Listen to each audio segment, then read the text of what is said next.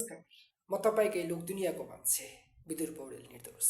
म आज आफ्नै जिन्दगीको भोगाइको बारेमा केही संक्षिप्त जानकारी यहाँहरूमा प्रस्तुत गर्दैछु। म एउटा कुनै हुने खाने परिवारको मान्छे होइन, एउटा मध्यमवर्गीय परिवार जसले बिहान बेलुका दुई छाक खाना र नयाँ नयाँ कपडाहरू लगाउनको लागि कुनै कन्जुसाइ गर्नु परेन। त्यो नै मेरो लागि ठुलो उपलब्धि हो भन्दा फरक नपर्ला। जिन्दगी जिउनको लागि धेरै सङ्घर्ष गर्नुपर्छ ताकि अनेकौँ अप्ठ्यारा परिस्थितिसँग जुधेर लडेर डु अर डाइको अवस्थासम्म मान्छे पुग्छ र त्यो अवस्था सिर्जना गर्ने भनेकै जिन्दगीको भोगाइ हो, सङ्घर्ष हो। सङ्घर्षको यो भागदौडमा मान्छे कहीँ सफल हुन्छ त कहीँ असफल हुन्छ। सफल भयो भनेर उसले सर्वस्व त्याग्ने र मै ठुलो मान्छे हुँ, मै सर्वस्व हुँ भनेर जुन एउटा घमण्ड गरेको हुन्छ, त्यसले पक्कै पनि उसको अहम र उसको घमण्डले उसलाई एउटा नर्कमा पुर्याउँछ ताकि ऊ असफलतातर्फ लम्किरहेको हुन्छ। तपाईँले प्रगति गर्नुहुन्छ, तपाईँको प्रगतिमा डाहा गर्ने अनेकौँ हुन्छन्। तिनीहरू बाहिरी मान्छे होइनन्, आफ्नै आफन्तहरू हुन्छन्। परिवारजनभित्रै पनि मलोमल्लाई हुने स्थिति सिर्जना भइरहेको हुन्छ। सफल भयो भनेर आफू एकदम हर्षोल्लित हुने र धेरै महत्त्वाकाङ्क्षी राख्नु पनि हुँदैन र कुनै दिन हामी असफल पनि भइन्छ। सफलै भइन्छ भनेर हामीले कुनै पनि कार्यहरू गरेका हुँदैनौँ। सफल हुनका लागि धेरै सङ्घर्ष गर्नुपर्छ। कति दिन कति रात भोकै सडकमा दौडिरहनुपर्छ। एउटा जागिर एउटा रोजगारको लागि कतिको खुट्टा ढोग्नुपर्छ। लौ मलाई जागिर चाहियो भनेर उसले कति आफ्नो इज्जतलाई दाउमा राखेर एउटा निनौरोपन उसको मुहारमा छर्लङ्ग देखिन्छ। स्याङ्जा जिल्ला अर्जुन चौपारी गाउँपालिका वडा नम्बर 1 ढाँडामा जन्म भएर स्वर्गीय हजुरबुबा पिताम्बर पौडेल र हजुरआमा डेकुरी पौडेलको कान्छो छोराको एकमात्र सन्तानको रूपमा म जन्म लिएँ। मेरो बाल्यकाल निकै खुसीका साथ बित्यो। कुनै पनि कुरामा अभाव सिर्जना भएन, किनकि मेरो बुबा सानैबाट म 7-8 क्लास पढ्दादेखि नै उहाँ बाहिर जानुभयो। धेरै देश टुल्नुभयो। 10 वर्ष खाडीको देशमा गएर उहाँले रगतसँग पसिना साट्नुभयो र त्यही पैसाले आज म यो राजधानीमा आएको छु। म श्री कालिका उच्च माध्यमिक विद्यालयबाट 69 सालमा एसएलसी उत्तीर्ण गरेर म राजधानी छिर्दा एउटा बाटोसम्म काट्न नजान्ने एउटा यस्तो अज्ञान व्यक्ति आज यो राजधानी सहरमा छिर्दा मलाई लाग्थ्यो गाउँमा एउटा गाडी आउँदा पनि कति खुसी लाग्थ्यो। गाडी आयो भनेर होहल्ला गरेर साथीहरू जम्मा गरेर गाडी हेर्न जाँदाको त्यो पल र आज त्यही राजधानीमा जहाँ धुवाँ धुलो र हजारौँ गाडीको भिडमा मान्छेहरूको सङ्घर्षको दौडमा आज म पनि त्यहाँ उपस्थित हुँदा लाग्छ म निकै भाग्यमानी। आज जिन्दगीसँग धेरै गुनासो त छैन, मलाई धेरै सपना पनि छैन, धेरै महत्त्वाकाङ्क्षी पनि छैन। बस खाना लाउन पुगोस् र अबका आउने पिँढीलाई राम्रो शिक्षा दीक्षा र संस्कार दिएर हुर्काउन सकियोस्।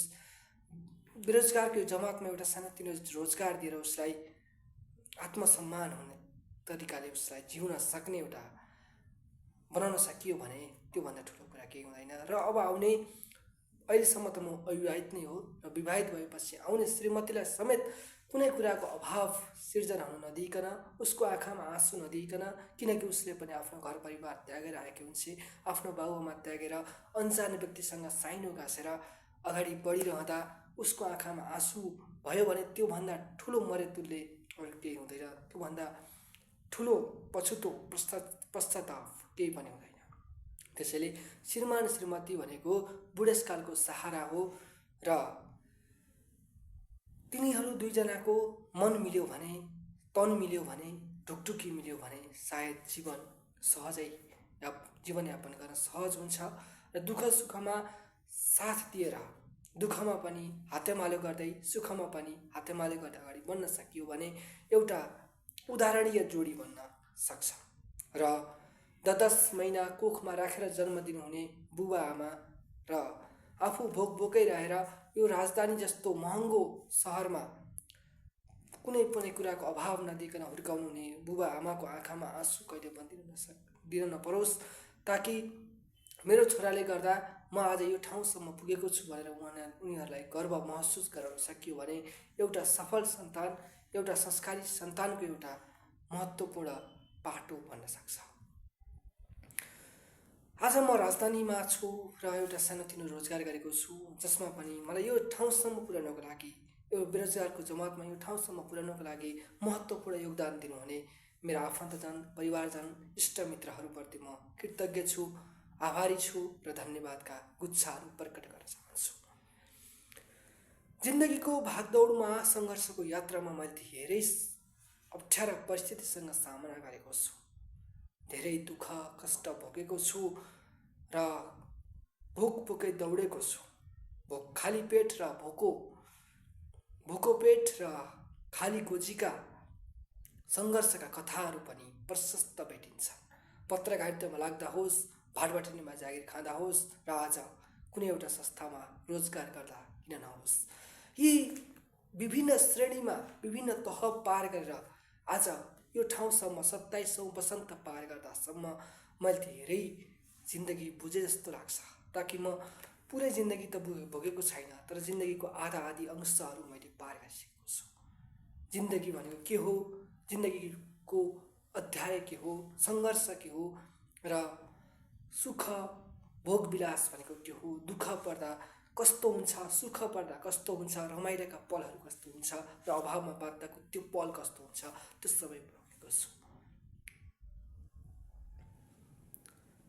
सबैका आफ्ना कथाहरू छन्, आफ्ना व्यथाहरू छन्। पारिवारिक अवस्थाले गर्दा पनि कतिपय साथीहरू, कतिपय दाजुभाइ दिदीबहिनीहरू आफ्नो स्वदेश छोडेर, जन्मभूमिलाई छोडेर उहाँहरू कर्मको लागि केही गर्छु भन्ने जोस जागरका साथ परदेशिनु भएको छ। उहाँहरूको पनि जीवन उज्जवल रहोस्, उहाँहरू सोचे जस्तै बनोस्। जीवन सधैँ सुखै सुखमा बित्छ भन्नु पनि कसैको छैन र दुःखै दुःख मात्र हुन्छ भन्ने पनि छैन। त्यो जुन कर्मको फल हामीले भोग्नै पर्छ र त्यसलाई हामीले स्वीकार गर्नै पर्छ। जीवन हामीले यत्तिकै पाएको होइन, केही गर्नको लागि, केही गरोस् भनेर यी हात खुट्टा दिएका हुन् र बोल्नको लागि मुख दिएका हुन्। मुख छुच्चो गरेर पनि कसैले नक्षुद्र व्यवहार गर्नु पनि हुँदैन र म गरिब छु भनेर आफ्नो इज्जत नै जाने गरी त्यस्तो व्यवहार पनि गर्नु हुँदैन। आफू जे छु र आफ्नो हैसियत के हो, आफ्नो धरातल के हो, त्यो कहिले पनि बोल्नु हुँदैन। म पनि एउटा गाउँमा हुर्केको सामान्य मध्यमवर्गीय परिवारको मान्छे हो। बिहान बेलुका खानको लागि अभाव भएन, लाउनको लागि अभाव भएन, घुम्नको लागि अभाव भएन, पढ्नको लागि अभाव भएन र आज म यो ठाउँसम्म आएको छु, राजधानीमा बसेको छु। यो नै मेरो लागि ठुलो कुरा हो। त्यसैले म कहिले पनि घमण्ड गर्दिनँ।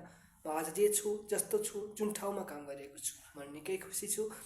मलाई धेरै ठुलो सपना पनि छैन, धेरै महत्त्वाकांक्षी पनि छैन। सानो सानो चिजमा, सानो सानो चिज पाउँदा पनि खुसी हुने मान्छे हो म। चप्पल लगाउन, नयाँ चप्पल पाउँदा पनि म खुसी हुन्छु। एउटा पुरानो जुत्ता भए पनि म खुसी हुन्छु, पुरानो कोट लाउन पाए पनि खुसी हुन्छु, जसको कारण म आज खुसी छु, हाँसी खुसी बसेको छु। यो नै मेरो लागि सफलता हो भन्दा फरक नपर्ला। हवस् त, मेरो जिन्दगीको भोगाई यहीँनिर अन्त्य गर्दै आजको दिन कस्तो रह्यो, पक्कै पनि तपाईँहरूको पनि हाँसखेल मनोरञ्जनका बिच तपाईँहरूले दिन बिताउनु भएको छ। यसमा म खुसी छु र म यो अपेक्षा गर्दै कस्तो लाग्छ सल्लाह सुझाव प्रतिक्रियाहरू पठाउन नभुल्नुहोला। हवस् त, नमस्ते।